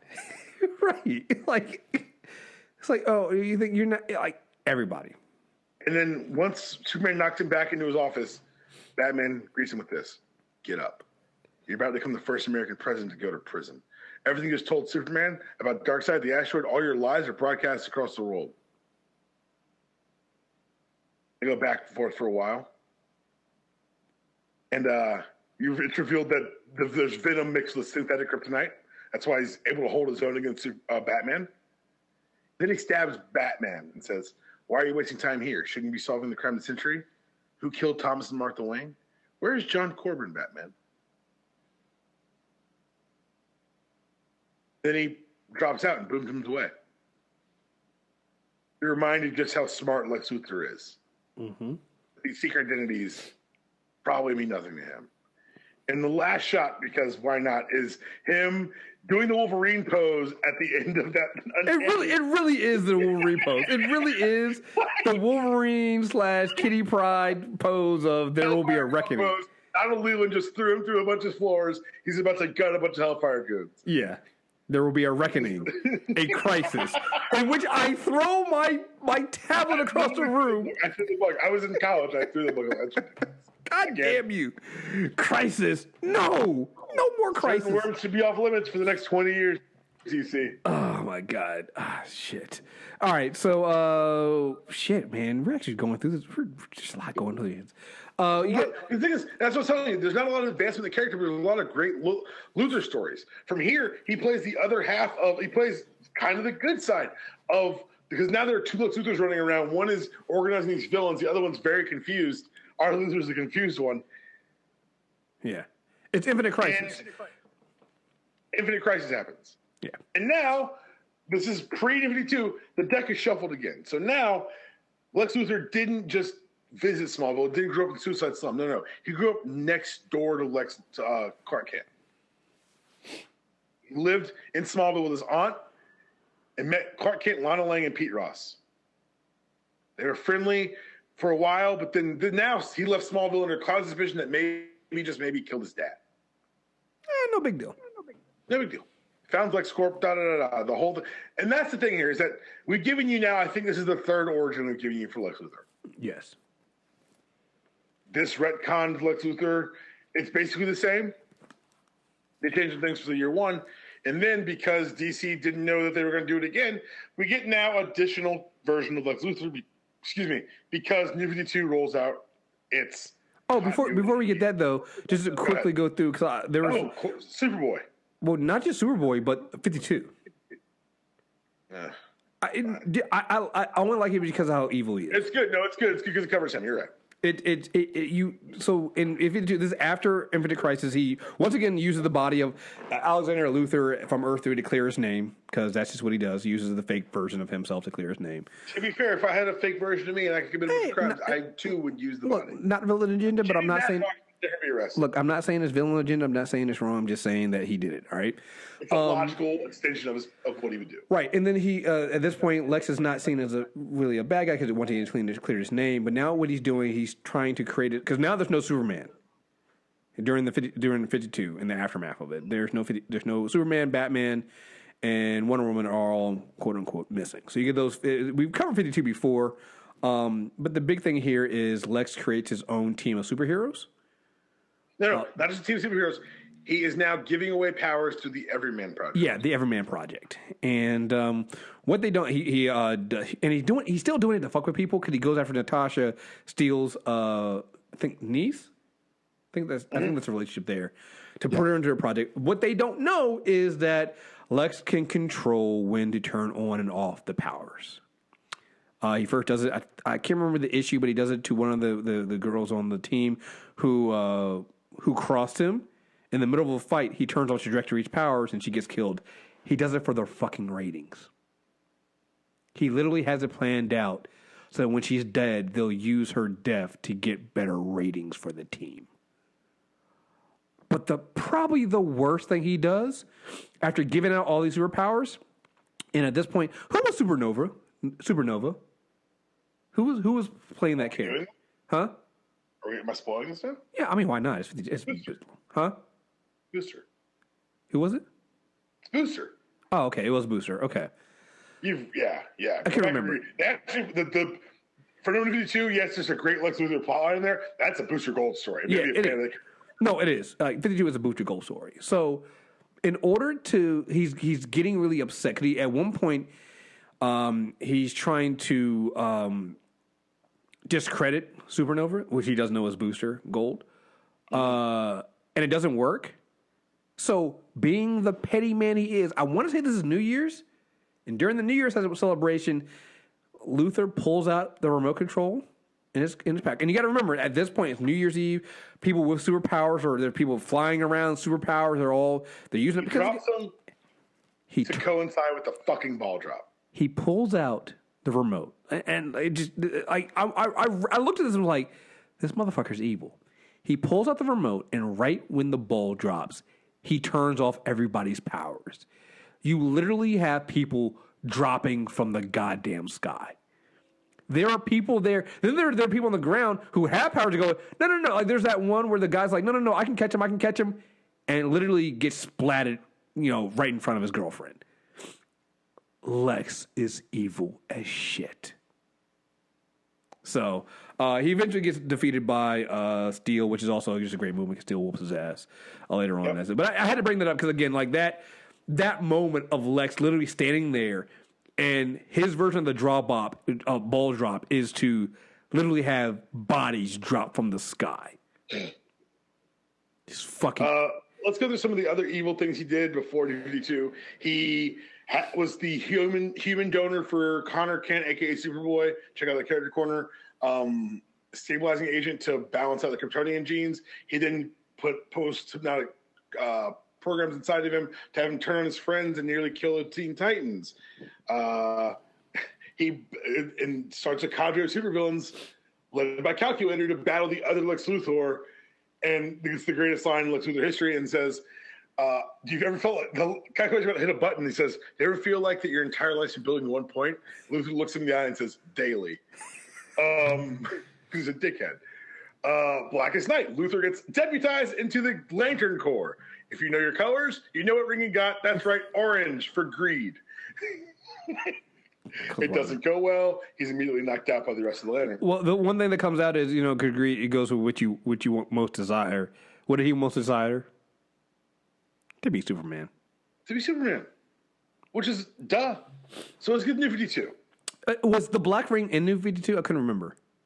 Well, I think so. It was around the same time. I couldn't figure out if it was New 52 or if it was before. Maybe right before. Hold on. Because I definitely want to cover that. Because that's you're right. It's right before because he's trying to gather all the pieces of it. So what happens in the Black Ring is, you love this one. You love this one.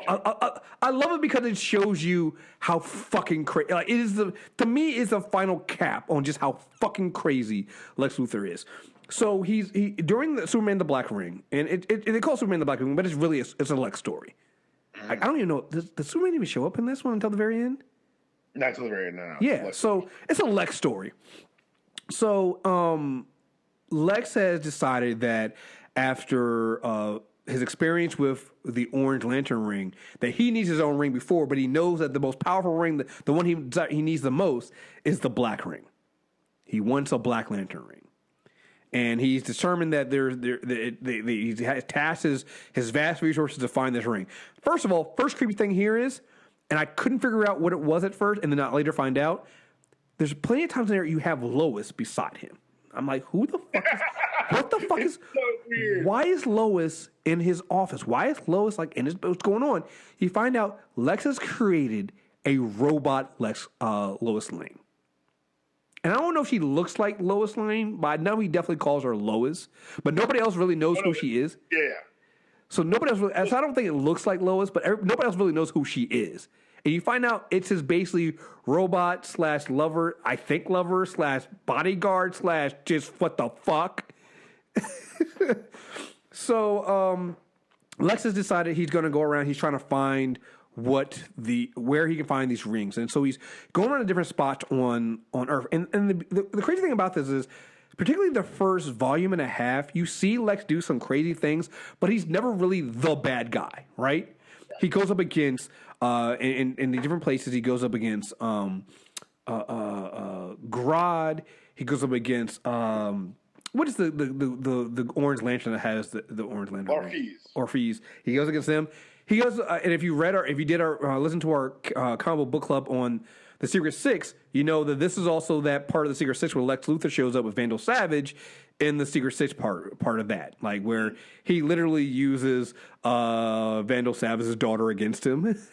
But even then, he comes off as more the good guy than Vandal does. So all this time, you're seeing Lex. You're like, I know he's up to some shit. I know we're gonna get that turn and he's still doing not like good things. He is definitely doing bad things. But you're always like, there's somebody worse than him, which is not usually the case in Lex Luthor stories. Usually, he's the pinnacle of evil. Here, he's not. And so you're going through this stuff, and he's finding out that he has to turn these these areas of this black ring energy and turn them for the betterment of the world. And I love the part where he finds out that one of these masses is an Arkham asylum, and the Joker has one. And it's funny. Let me see if I can find that fucking panel where when he's talking to the Joker, because the Joker kind of tells him, it's like, listen, man, if you're gonna do this, I have it here. Here it is. Let's see. No, let's see. No.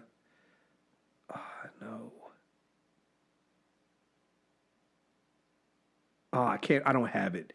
There's a moment here where the Joker basically tells him, it's like, listen, you're going to be faced with a moment. You're going to be faced with a moment where you have to make the right choice. And if you don't, it's going to be the greatest joke of all time. And so, because he can hear, because he's so crazy and so dark, he can hear through the energy. Right. And at another point, Luthor really meets death because he almost dies. Before this, he meets death. Yeah, he meets From death. the Endless, if anyone's a gaming fan. Right. And so Joker tells him, it's like, yo, listen, I'm telling you, you got to make the right choice. You got to make the right choice. This story involved also Brainiac is involved in this, and there's a lot of shit going on here. But basically, Lex Luthor tours the DC universe. Right, he does. And eventually, what happens is you find out that there's this dark energy force through the Black Lantern rings that is literally trying to destroy our reality because it's kind of like an empathic being, and the chaos of our world is literally driving it insane. And it has now finally escaped the place it was at. Now that Lex has turned all these masses into different kinds of energy, it's now escaped. So Lex basically faces off against it, and he defeats it. He gains its power. Lex does the right thing, and he has literally saved the universe. And at this point, he's confronted by Superman. And at this, Lex has the power of a god. He is able to give the entire world bliss. And gives us the best Lex Luthor monologue of all time. Yeah. You have it? I'm trying to see if I can find it. I didn't. I thought you had it queued. I'm trying to see. Which part was it? It's part 9. Or part 11. It's the last part. Because he gives a speech at the very beginning. And that's when he figures out who Superman really is. Yeah, I'm trying to see. Oh, God, I think I have it. All right, I think we got it. Go ahead. Yeah. So after Lex combines with his power, he calls Superman to him. He grabs it. So Lex grabs him eventually. He says, how did you get this power? What is it? I've merged forms with, it was once a child, literally alien like you. It evolved from the Phantom Zone, the only one of its kind. It sensed empathically. It was found that the universe was filled with the criminals, people exiled there. Their every thought hurt it, so it preyed on their phantom forms. But they fled and hid, and more kept coming. So it made the black ring of energy spheres and used them in our universe, intending to destroy all negative emotions at the source. I saved the universe from that fate. I took the Zone Child's enormous powers of my own. And the first thing you did was conquer me, and the first thing you did in response was to ignore me. You still can't imagine that a human has risen above you. Even at the moment of my greatest triumph, you still saw me as someone small, someone you could turn away from. You do not turn your back on me. But no, justice should be called. And then he talks himself down, but you see how he views it. Yeah. I don't want to debate gravity. Gravity can close your mouth, and space can hold you there. You have held the human race back for so long, the ultimate paternal safety net, a hypocrite who told an entirely different species to aspire to his physical type. You have forced me to do so many terrible things, but it's all for this moment, when humanity will have his revenge. You shred the odd, dainty tear when you think it's appropriate for for her to do so, for a hero to do so. You smile like us, frown like us, but let me show you what human beings have to go through every day. I'll show you him in pain. And then he walks him through the darkest days of Superman's life. He makes him relive the day Superman died. He watches Lois cry. He says, I know lost, Luthor. You simulate such knowledge. You're not human. You only look like us. He then takes you through the death of Krypton. Mm-hmm. Takes him through watching his son go to the Phantom Zone to save Earth. He says now, in Superman's mindscape, yes. I don't know, not that part. I wondered when human emotion we experience every day would start to affect you. I can keep this forever. When will you break? There's your little refugee looking at his son fly away. And there goes your Krypton and watches all that blow up. This is like a huge culmination of a lot of things, because you have to remember that all this leads to 900 was basically them saying everything you've done has fallen and failed, Superman. Mm-hmm. You Krypton, you Kryptonians, that's failed. You think I don't feel like you do, Luthor? If I'm in your power forever, then you'll get to this eventually. Look in my mind, see what causes me the most pain, see what loss means to me. It'll be some cosmic spectacle, no doubt, the death of worlds. And it's a shot of him holding his parents after his dad died. I know them. That's Mr. and Mrs. Kent. Clark Kent's parents. You're calling him Pa, but that means you're Clark Kent. See, Lex, are more similar than you think. Similar. This is the one you were talking about earlier. Mm-hmm. Mocking me right in front of my face in all these years. And you said, I now have the power to save him. Do you realize that? I can go further back in time, but I'm not going to. I was happy to be rid of what I had for a father, but you got them. You're not human. You don't deserve to be Clark Kent. I'll punish you with every ounce of pain, humiliation, and regret for my entire human lifetime. Don't you understand? I'll never stop. What will it take to break you? Why won't you break? Because of them. They made me so later I could make myself. They made me Clark Kent and Superman. And it's awesome. Yeah. It's awesome. And it shows the ineptitude that Lex feels in the face of a God who he can't corrupt. I think that's the thing. He can't corrupt. He can't change. He can't affect. He just has to be. Mm-hmm.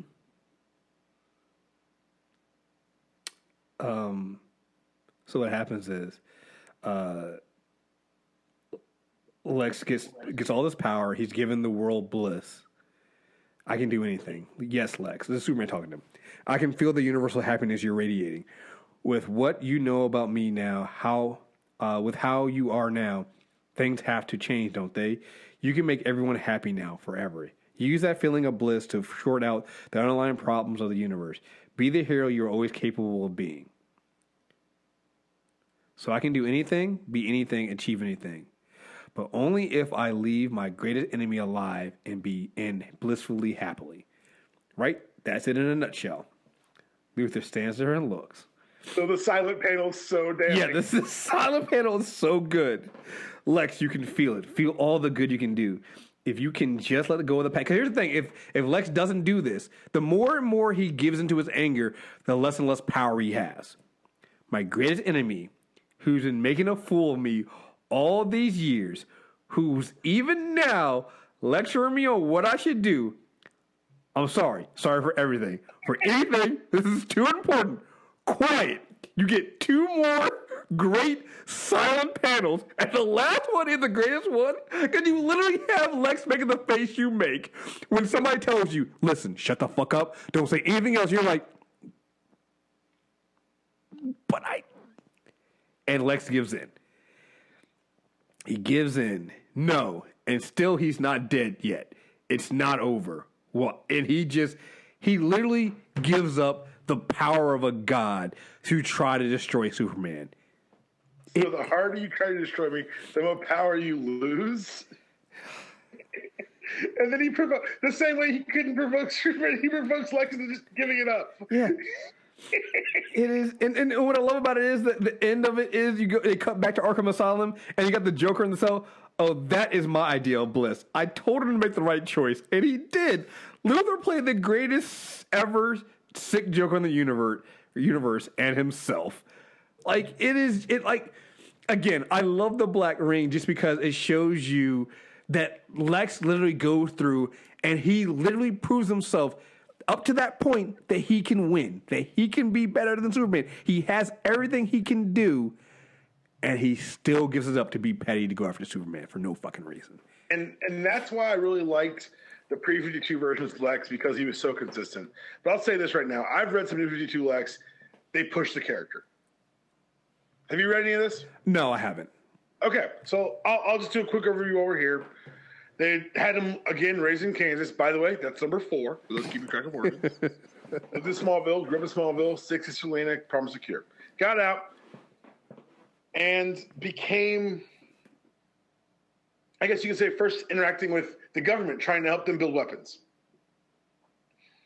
He then sold weapons all over the world and gets put in prison basically through the beginning of 52. He spends a lot of time in prison, but he's outed by a woman who's trying to bring Forever Evil. And he ends up, the Forever Evil crossover, if you remember, was the Earth 3 integration of New 52 is an assault. And Lex Luthor ends up saving the fucking world. He uses this newfound prosperity to become a member of the Justice League. I know you're saying, all this sounds crazy. He does good. He keeps doing good. He decided that after saving the world and being praised for it, he liked being praised.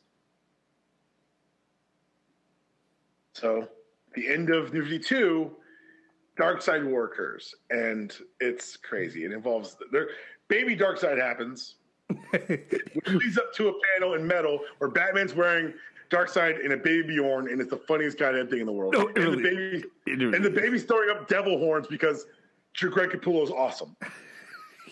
Like, that's when I tell you Metal is awesome, not for like, oh, it's just a harder commentary. No. It's just Metal. It's just fucking Metal. Like, what's some good Metal chords about DC Universe for 8 issues? That's Metal. Anyway, back to this. The Darkseid War ends, and Lex Luthor becomes a god on Apocalypse. It ends with him becoming the new Darkseid. Rebirth starts. Lex comes home because, and I shit you not, he got bored. If you're saying, oh, Doom got bored being a god, Doom didn't get bored. He found it beneath him. Right. Let's get it straight. Important distinction. It's a very, very distinction. Like, again, I just say, I love that. I found it beneath me. Like, it's just beneath me. Well, I also got to say this too. Both Doom and Lex are petty. Doom makes being petty sound awesome, though. Oh, yeah. He does. So he gets back to Earth and finds out that Superman has died. And for those of you who are trying to keep track at home, okay. So New Superman existed. He lived. He dated Wonder Woman. I guess all that's being retconned away now. But then pre-Flashpoint Superman was also in the world because I guess they really wanted the Red Trunks back, which are coming back for Action 1000, which I don't want to talk about right now. In the space between, Luthor comes back, sees that Superman has fallen, goes to Daily Planet, steals Superman's cape, puts on a power suit with a giant S on his chest, and deems himself the new Superman. Hey, Doom did it. Look, and I'll say this. This is the kind of thing I can get behind because you're advancing the character. No, I'm right. This is a story I've never read about Lex Luthor. It's interesting. And now you're watching Lex Luthor try to be good. He really does. And he really does. And while I haven't read this stuff, like I've seen what they've done with Doom with doing that. And I can say, like you said, it's sometimes you have a character like this and you need to do something like this because like we've gone through this stuff. Like everything before this has been basically the same. It's been a record skipping. Right. It's the same stuff every time. Like, you know, and look, we know this is going to probably end poorly and badly. Spoilers, it did. Okay. I want to just, it's a really well done arc they do it through because a lot of it has to do with the fact that Superman won't accept that Lex is trying. Right. And now, like, you're like, hey, Lex is, like, and as a reader, you're conditioned like Lex is an asshole. But on its face, for what we've shown on the page, Lex Luthor tried to be a hero. Right. Didn't agree with him. He ends up tearing out the shield and setting us up for Doomsday Clock, which is going to be something I don't know what they're doing with that. I've read the first 2 issues. I'm excited to see where it goes. I'm also mad nervous. Yeah. And it takes place apparently a year in advance of our current time. Got you. So they're going to be seeding that stuff. You're going to see. I think they've seen the Superman theory mentioned in a Harley Quinn backup. Are you reading Tuesday Clock yet? I am. I'm with you. It's too issues in. It's too related. Yeah, but I think they've definitely got a plan. I'll tell you that much. Absolutely. Well, yeah. The experience Lex Luthor wearing that shield are going to matter. And I'm not going to sit here and wreck certain books or wreck certain runs. I will tell you this: if it's a book where Lex Luthor is trying to be good, give it a shot, because he does a pretty interesting thing in Justice League when eventually they have two Supermen. Mm-hmm. And is it New 52 where not New 52, is it Rebirth that he joins the Justice League? When at one point he joins initially New 52 after Forever Evil. Right. He stays until the end of the New 52, which is Darkseid War. When he comes back, he's not in the lead because they got Superman again, but he does help them out, and he's considered part of the Superman family. There's an attack that occurs involving General Zod and a bunch of Superman's greatest villains, and the people who come to help him are Supergirl, Steel, and Lex Luthor. It's weird to read, but it works. And they play the antagonism, they play how much they dislike each other, but they let him be a hero. If kind of not on our terms. Right. I mean, and if you think about it, they kind of do this a little bit with in Forever Evil too. You're like, damn it. Mm-hmm. Like there's at one point he saves Dick. Yep. He saved, and Superman's like, no, he's gonna, and he literally saves Dick by letting him die so his heart stops so they can get the bomb. Bring him back to life. Yeah. Bring him back to life. But it's like you totally understand why nobody would trust him. But it's done really well. So. Damn, man, we did a lot on actually Lex, man. I didn't think it was going to be this long. Man. I didn't think it would be this long, but no. Just real quickly, just to go through, he's been played by several people in other mediums. I went through this. We had a lot of Lexes. We had obviously Gene Hackman. We had a rapist and Kevin Spacey, Scott James, and Sherman Howard in the Superboy. John Shea and Lois and Clark. And then Michael Rosenbaum in Smallville. You missed the most important Lex Luthor. Which one? You talking about animated? Clancy motherfucking Brown. Oh, yeah. And Clancy Brown. The Lex. When I tell you that the animated, and I always on these character corners, if they have a JLU counterpart, I'm going to talk about Justice League. Justice League, Lex Luthor is the purest Lex Luthor to me. Yeah, I think that's the one that everybody kind of associated. Which is funny. I didn't know this until Twitter that people actually thought that Lex Luthor was black. I was like, y'all think Lex is nigga? I was like, that's cool, but I've never read him as black on that show. I never have either. I've never been like, oh, that's a black man Lex Luthor. I think what I think it is also because I think I just never have seen a black man with that kind of that kind of ego, with that kind of power. I don't know, just never. And not to mention, I just look at him. He didn't feel. Talk to more athletes. Huh? Talk to more athletes. Talk to more athletes. Who is the Lex Luthor of athletes? Floyd Mayweather. Next question. Oh, but he's not smart. He's rich. Okay, I'll give you that one. All right. I'll give you that one. Robin Banks. Why does he have all these robots? Okay, you're right. You know what? I'll give you that one. That is okay. Touche. Golden Age Lex is Floyd. Touche. You win. You won that one. You got me fucking convinced. Oh man, this was a good one. That was fun. I can't believe this one was this much fun, yo. I was. That's because it let us. Because you know what? Honestly, because the greatest villains are mirrors or foils for their characters, and it allowed us to kind of explore why we like Superman. Yeah, it does. It when it's done well, and why Zack Snyder should be shot. I said it. Shot. I say. I mean, here's the thing. You know what? Looking back at Jesse, I did leave him off of the list of Lexes too. But I didn't say shit. I was like, The funny thing about Jesse Eisenberg one, if they had gone with him and used him, at least give him the fucking red hair. Like, if you're gonna give me the non-bald Lex, go with the red fucking hair at least. Go big or go home. Like, what are you gonna do here? Like, you might as well go and do the red hair. Fuck it. Anyway, all right. Next character corners. I haven't figured out what we're gonna do in February. I wanted to run this by you real quick. We've already done Black Panther, right? And I kind of want to do something else with him. What do you think about doing something like with Wakanda, maybe covering some of the other, briefly, not like doing a full one, but kind of going through the history of Wakanda and maybe covering some of the other kingdoms because we've kind of already covered. We haven't done Atlantis, but we've done Latveria a little bit with Doom and I maybe covering the Four Kings in Namor, Black Bolt, Black Panther, and Doom. Like we've covered them all a little bit, but we kind of we've done a character corner on all of them. Huh? Done a character corner on all of them. I know. And there isn't really, and I know we kind of want to hit the Black Panther thing. There isn't that much meat on that bone. You wanted to do a CBC maybe for Coates' stuff? We're gonna be the CBBC one. All right. So what do you want to do next? Then we should do a Marvel character. Okay.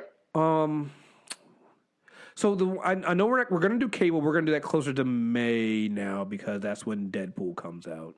Right. I know we mentioned did we want to do Sinister? We can maybe do Sinister. Is there enough to do on Sinister? I don't think Sinister might be one we can roll with Apocalypse. I want to do. You know what? Actually, that might work. Then want to do Apocalypse and Sinister together? Yeah, let's do it.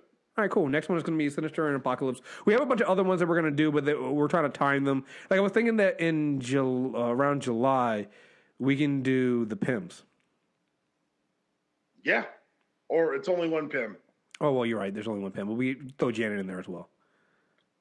Miss Van Dyne, the original chairwoman of the Avengers. Yes, exactly. So we can do that. So we're gonna and there's some other stuff we'll do, but yeah, let's do that. So we'll do Apocalypse and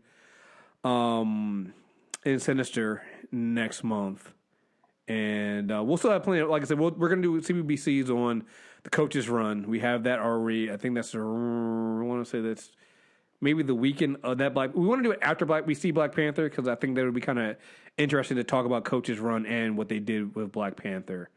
But yeah, so stay tuned, folks. Thank you guys very much for listening, and I hope you guys enjoy this one.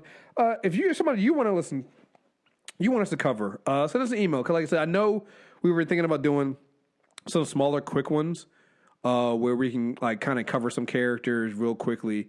And even if we don't do a full CBBC, maybe we can throw a video up or something like that to go through some of the stuff, like make them really short. So send us an email, mtrailerreviews at mtrnetwork.net, and we'll go from there. Also, if you listen to our Super Tuesday recaps, Mailbag comes out next week, and it's going to be super spicy. So mailbag at mtrnetwork.net if you have any questions and things you guys want us to talk about. So again, folks, make sure you follow the Character Corner. Go to charactercorner.mtrnetwork.net or search for Character Corner on iTunes or Stitcher Radio. We will be back soon. Thank you guys very much. Peace.